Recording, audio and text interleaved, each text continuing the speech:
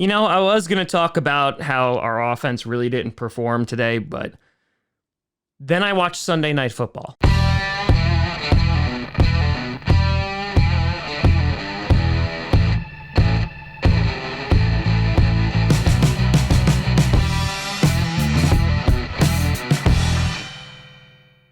Posse, Packer Nation. Welcome to another episode of Packcast, the podcast where you don't have to Packers fan, but it sure does help. I'm your host, Tom. A win is a win. Grossi, and today we are going to break down the victory of the Green Bay Packers over the Tampa Bay Buccaneers with the score of 14-12.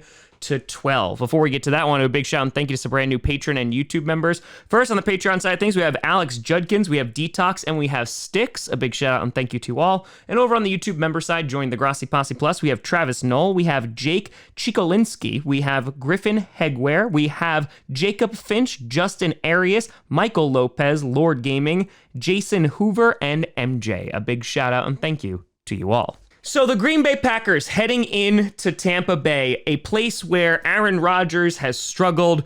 We just keep on failing to beat the Buccaneers when Tom Brady has been there, whether it's been during the regular season or the NFC Championship game. But there was some confidence, I think, amongst some Packers fans because, one, the Buccaneers had several guys out. You had Akeem Hicks out on the defense. On top of that, they were missing the vast majority of their receivers. Chris Godwin, Mike Evans, and Julio Jones all out for the Tampa Bay Buccaneers. And though the Packers definitely had some injuries on their side of the ball, missing Christian Watson, David Bakhtiari was kind of rumored all week a little bit, and then as we got closer and closer, he wasn't really on the injury list a whole lot, and then boom, David Bakhtiari, the all-pro left tackle, was back to play. It was amazing seeing him out there. He was out there for the first series, then they pulled him for Yosh Nijman for a little bit, and then he was in there until the fourth quarter. So David Bakhtiari, welcome back. And that made a huge difference. Aaron Rodgers only sacked once on the day, which is much more preferable than what we've seen in previous weeks, looking at week one. And having Elton Jenkins and David Bakhtiari back on the line cannot be overstated how incredibly important it is for the success of the Packers in the 2022 season. Rodgers, 27 for 35, 255 yards, 2 touchdowns, 1 interception. Aaron Jones, 12 carries for 36 yards. Dillon, 12 carries for only 32 yards. They attempted to run the ball multiple times, but it just was not working against a very good run defense that the Tampa Bay Buccaneers possess. And instead, a lot of the offense, and by a lot, I mean all the offense, came in the first half, in the first quarter and the second quarter, each scoring 1 touchdown. We did have an Aaron Jones fumble, which kind of signaled the beginning of the end of our offensive production. And we've talked about it on this podcast many, many times. When they face that kind of punch in the mouth, they kind of quiver a little bit, and the offense really struggled to move the ball. I will say kudos to the defense of the Tampa Bay Buccaneers. They are a good squad. They definitely did not help the Packers move the ball, but the Packers also had some self-inflicted wounds, and on top of that, they were just not productive in that second half whatsoever. Talk about people who were productive, though. You do have Romeo Doubs. We mentioned that Christian Watson was out, but 8 for 73 yards and 1 touchdown.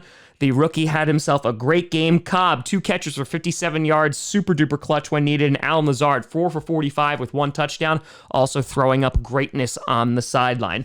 But this really wasn't a story about the Green Bay Packers offense. Instead, it was a story about the Packers defense and special teams, both which came up so immensely clutch today. And the defense, so incredibly proud of them. We talked about how they could be a top 10, maybe even a top 5 unit, and today they looked like it, in which you had turnovers, you had 2 fumbles from the Packers, and they really didn't allow too many points. Up until the very last drive, they didn't allow Tom Brady in the end zone at all. And when it came down to just crunch time and the 2-point conversion, Devondre Campbell tipping it away, and that was the game, and Allen Lazard making the recovery on the onside kick. Speaking of Campbell, had 8 solo tackles today, 1 for a loss, and that pass defended. You had Rasul Douglas, who played amazing. 8 solo tackles, 2 passes defended. And I will say, Darnell Savage has definitely had his up and downs, and he had the up and downs in this game as well, but on that 2-point conversion, he was covering very well. But the guy I really want to shout out is going to be on the special teams, and that's Keyshawn Nixon. Had himself a hell of a day. Great on special teams, allowing the Packers to pin the Buccaneers down deep And considering how much we're paying him, a phenomenal find by Brian Gutekunst. You also had Pat O'Donnell, 7 punts for 339 yards, had a long of 63, and 5 were inside the 20. Having a punter that could shift the field that drastically was incredibly important, was forcing Tom Brady in a lot of 3-and-outs, and the Packers brought it today on defense. They also forced 2 fumbles, one that most definitely stopped points from being scored. Meanwhile, looking at the Buccaneers, Brady, 31 for 42, had 271 yards, 1 touchdown, was sacked 3 times. The defense was getting after him. Leonard Fournette, that was the big concern coming into this game. David Montgomery ran all over us last week with over 100 yards. Here, 12 carries, only 35 yards. You had Gage be their top receiver, 12 catches for 87 yards and a tutty. Cameron Brate, their tight end, was their second receiver, 5 for 52 yards. And again, we talked about how they were missing some key pieces there, but the Packers defense with a dangerous Buccaneers team was able to really limit what they were able to do on offense. And yes, again, they were definitely missing some players, but I am so immensely happy with the defensive performance we put there. Because as Packers fans, you've seen this story before, right? It's like you can't keep on giving the ball back to the offense. We saw it in the 49ers game. We've seen it over and over and over again. And we saw it here today. And up until the last drive, the defense held strong. And like I said, when it came down to it, they were able to make the clutch plays and they were able to come away with the win.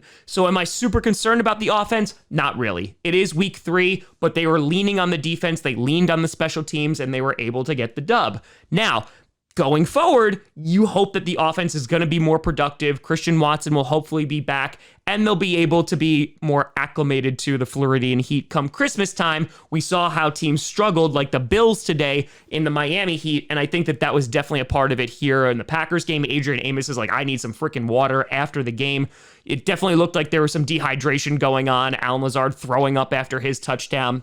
And so I think there was a lot of factors here, but considering the Packers usually struggle against this team in this stadium, this is definitely big. And now they're tied at 2-1. The Vikings leading the division. Then you got the Packers. Then you got the Bears. They got a big game against the Patriots next week. However, they might be facing the Patriots without Mac Jones. But that's going to be a big game for the Packers. You know, after coming out in week 1 looking flat like they did last year, they won 7 games straight. Can they do it again this year? We're about to see, but a big win for Matt LaFleur and the Green Bay Packers. Let's see if they can carry the momentum. But let me know what you think down in the comments below. How did you feel about this big win? Let me know. You know, send me at TomGrossiComedy.com or at TomGrossiComedy, all social media, see down below. Check out Patcast on SoundCloud, iTunes, Google Play Music, Spotify, and of course, YouTube. And a big shout out and thank you to all the patrons over at patreon.com/TomGrossiComedy and the YouTube members. But thank you so much for watching. I'm Tom Grossi. And as always, go Pack, go.